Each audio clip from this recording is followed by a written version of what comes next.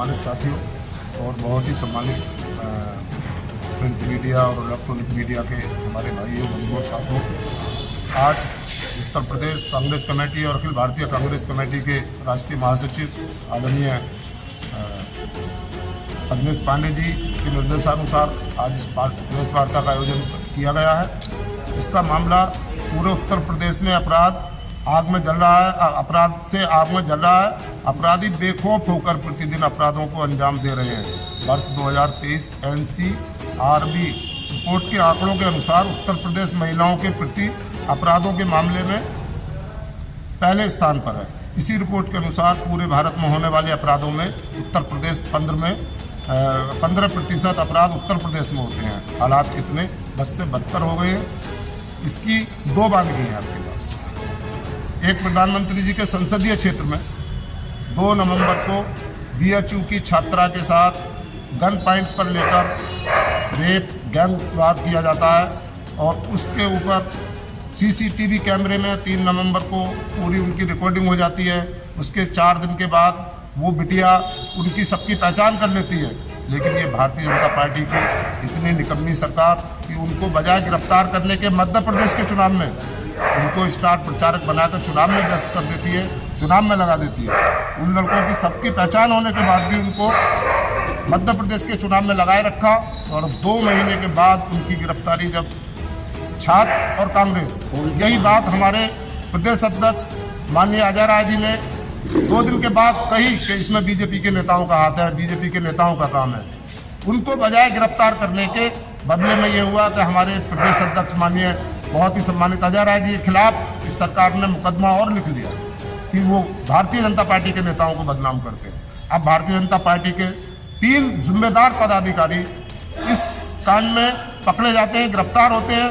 अब भारतीय जनता पार्टी के पास क्या जवाब है कि अजय राय जी झूठ बोल रहे थे, सच बोल रहे थे। अब तो सच हो गया ना साबित, पकड़े गए।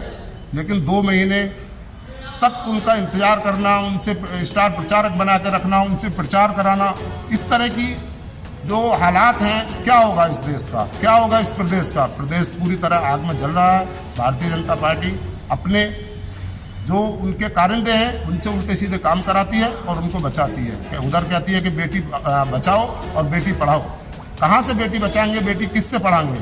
जब पढ़ने वाले और जब BHU में हॉस्टल में बेटियां सुरक्षित नहीं है तो कहाँ सुरक्षित होंगी। इसी तरह की दूसरी वानगी एक और देखने को मिली, जहाँ विनोद उपाध्याय सुल्तानपुर में पुलिस द्वारा मुठभेड़ में मार दिया गया। विनोद उपाध्याय, इसकी पूरी अच्छी तरह सब जानकारी कर लें कि आज से नहीं, जब योगी जी की सरकार भी नहीं थी तब से विनोद उपाध्याय योगी जी के धुर विरोधी रहे। अगर अपने धुर विरोधियों को, जो आपके गलत कारनामों के, जो आपके गलत कामों को, उनको जेल में डाला जाएगा, उन पर इनाम घोषित करे जाएंगे, उनको मुठभेड़ में मरवा दिया जाएगा, तो आपके गलत का जवाब आवाज़ कौन उठाएगा? ये सारी चीज़ों लेकर हम लोग आपके सामने प्रस्तुत हुए हैं। विनोद ने शिकंजा कसा है इन्होंने, और इसी का परिणाम था कि उन्होंने इनाम की धनराशि घोषित की और उसी कारण आज उस व्यक्ति की मुठभेड़ दिखाकर मौत कर दी गई, गोलियों से उसको छल्ली कर दिया गया। इनके खिलाफ आवाज़ उठाने वालों के साथ अगर इस तरह का व्यवहार होगा, जो आवाज़ उठाएंगे उन पर गुंडा की कार्रवाई की जाएगी, उनको मुठभेड़ में मार दिया जाएगा, इस तरह की कारनामे भारतीय जनता पार्टी के चलते रहेंगे, तो कांग्रेस पार्टी किसी की भी कीमत पर इनको बर्दाश्त नहीं करेगी।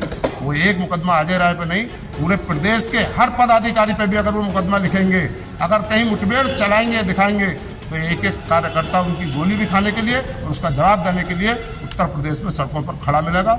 इसी के साथ आगे बहुत सारे प्रोग्राम हम इनके विरोध में करेंगे, इन आवाज़ों को उठाएंगे, बुलंद करेंगे, माननीय राज्यपाल महोदय तक पहुंचाएंगे, राष्ट्रपति महोदय तक पहुंचाएंगे और इनके खिलाफ आवाज़ बुलंद करते रहेंगे। कांग्रेस नेता हैं आचार्य प्रमोद कृष्णम, वो कह रहे हैं, हाल फिलहाल में उन्होंने बयान दिया है कि मैं अपने मंदिर का निर्माण जो है प्रधानमंत्री मोदी जी से कराना चाहता हूँ।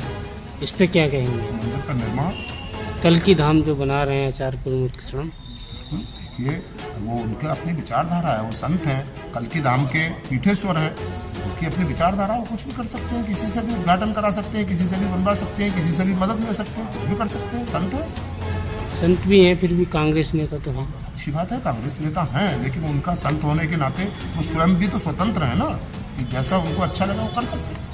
आचार्य प्रमोद जी लगातार बयान दे रहे हैं, क्या लग रहा है कि वो कांग्रेस छोड़ करके भाजपा में जाएंगे? ये तो बस वही बता सकते हैं। तो इनके कांग्रेस अंदर से क्या है? खफा होने की वजह क्या है? मुझे तो ऐसा नहीं लगता, मेरी तो बात होती रहती है उनसे, लगातार ऐसा वो कुछ नहीं। कांग्रेस से नाराज चले हैं, वो बयानबाजी कर रहे हैं।